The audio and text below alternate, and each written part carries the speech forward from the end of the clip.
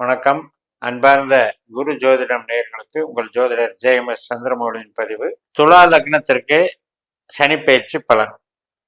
5ஆம் வீட்டில் இருக்கிற சனி 6ஆம் வீட்டுக்கு போறார் மார்ச் 29 இருந்து. அதுல எடுத்த உடனே பூரட்டாதி 4ஆம் பாதத்துல ஒரு மாசம் இருப்பாரு. அதுக்கப்புறம் தன்னுடைய சொந்த நட்சத்திரமான உத்திரட்டாதிக்கு போவார். இந்த பூரட்டாதி 4ஆம் பாதத்துல ஏற்கனவே ராகு அங்க மீனராசியில் இருக்கிறதுனால சனி ராகு சேர்க்கை பலனை கொடுக்குறாரு. அதுல சுக்கிரன் ஒரு 25 நாள் அவர் சேர்க்கையாகிறாரு. அது போக புதன் ஒரு 10 நாள். இந்த மாதிரி 4 கிரகங்கள் இந்த ஒரே நட்சத்திரத்துல சேர்க்கை பலன் நடக்குது. சுக்கிரன் புதன் வக்கரத்துல வர்றதுனால. ஸோ இந்த அமைப்புல முதல்ல பார்த்துட்டு அப்புறம் ஜென்ரலா சனி பயிற்சி என்ன பண்ணுங்கிறத பார்ப்போம். இப்ப சனி பயிற்சி நம்ம துலாமுக்கு வந்தது அப்படின்னா, துலாத்துல 9 பாதம் இருக்குங்க. 9 நட்சத்திர பாதம் இருக்கு. அதனால முதல் பாதம் அப்படிங்கிறது செவ்வாய் நட்சத்திரமான சித்திரை 3ஆம் பாதத்துல லக்ன புள்ளி அமைஞ்சவர்களுக்கு தான் இம்மீடியட்டா சனி பயிற்சி எஃபெக்டுக்கு வருது.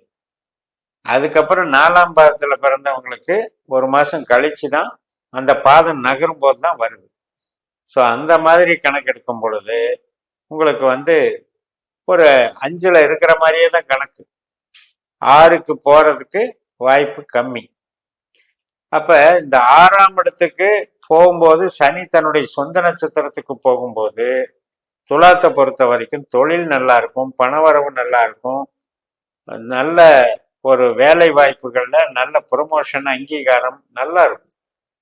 அதனால நம்ம இப்போ ஒட்டுமொத்தமா நீங்க இந்த புள்ளி கணக்கு சொன்னதை நீங்க உங்க ஜாதகத்துல பரிசீலனை பண்ணிக்கோங்க. இப்ப நம்ம எடுத்த உடனே நம்ம 6க்கு போன மாதிரியே நம்ம கணக்கு பேசுவோம்.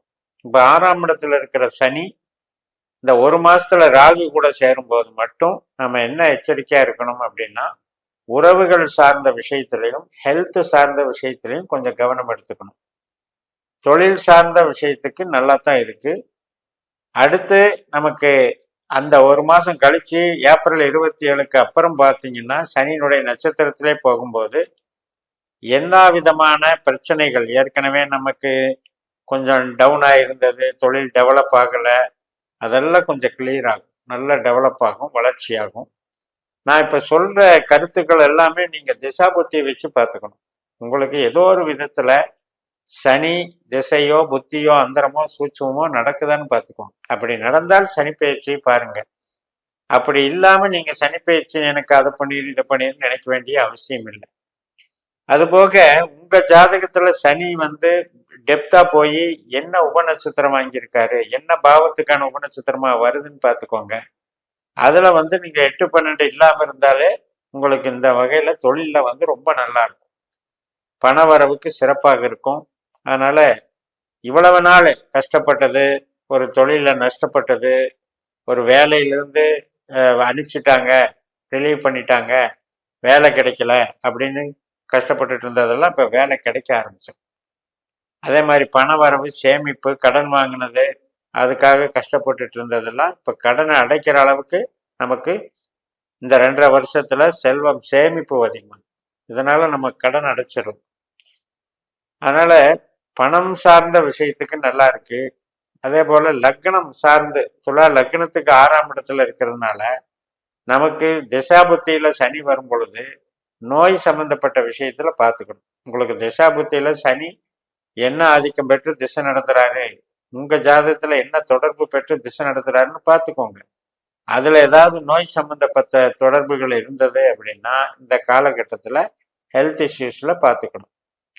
ஏன்னா 6ஆம் இடம் அப்படிங்கிறது வேலைக்கு நல்லது, ஆனா ஹெல்த்துக்கு நல்லது இல்லை. அது நமக்கு திசாபுத்தி ரீதியாக கொஞ்சம் பாதிக்கும்.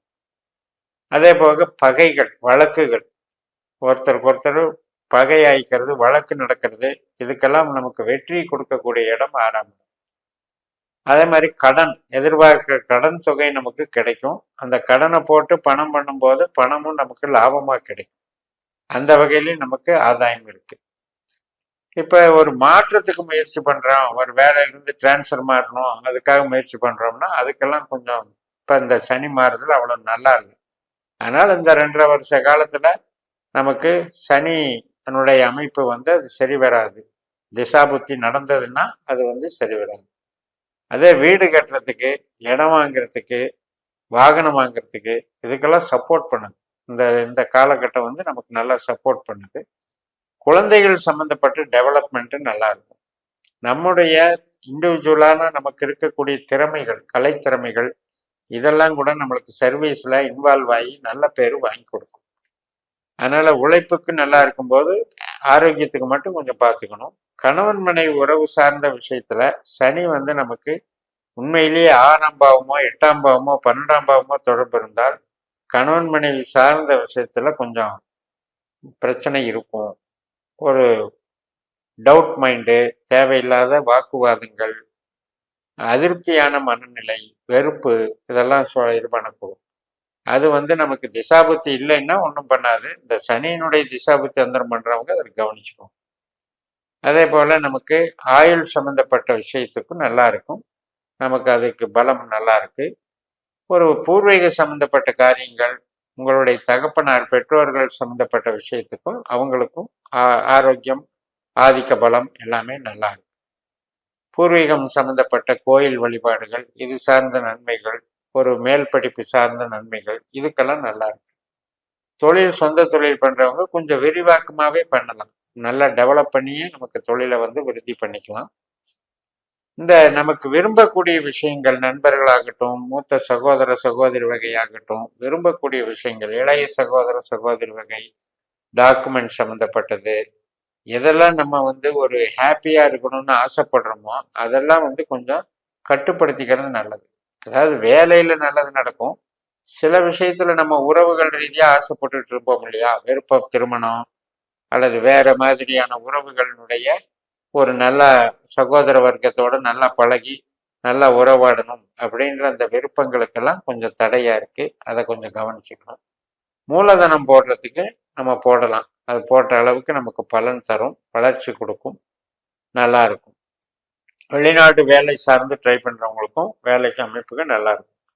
இப்ப நம்ம புரிஞ்சுக்க வேண்டிய விஷயம் என்ன அப்படின்னா, நம்ம பிறந்த ஜாதகத்துல சனி நல்லவரா கெட்டவரா அதை எப்படி பார்க்கறது அப்படின்னா, நம்ம பாஸ்கர் அஸ்ட்ராலஜி சிஸ்டத்தில் உங்கள் டேட் அண்ட் டைமை கொடுத்து கணிச்சு வச்சுக்கணும். அப்போ 12 பாவத்திற்கான உபநட்சத்திரங்களாக அது நமக்கு கிடைக்கும். அதாவது புத்திநாதன்னு பேர்.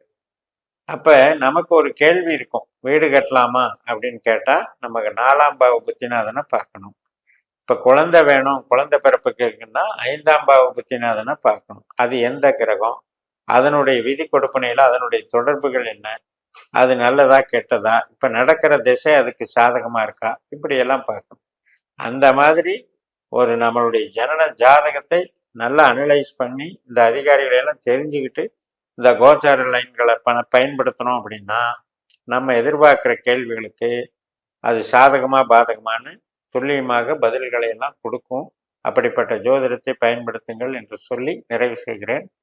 இந்த சேனலை சப்ஸ்கிரைப் பண்ணி ஷேர் பண்ணுங்க. உங்கள் தனிப்பட்ட ஜாதக பலாபலன்களை என்னுடைய வாட்ஸ்அப் நம்பரில் தொடர்பு கொண்டு பலன் பெறுங்கள். உங்களிடமிருந்து விடைபெறுகிறேன். உங்கள் JMS. நன்றி, வணக்கம்.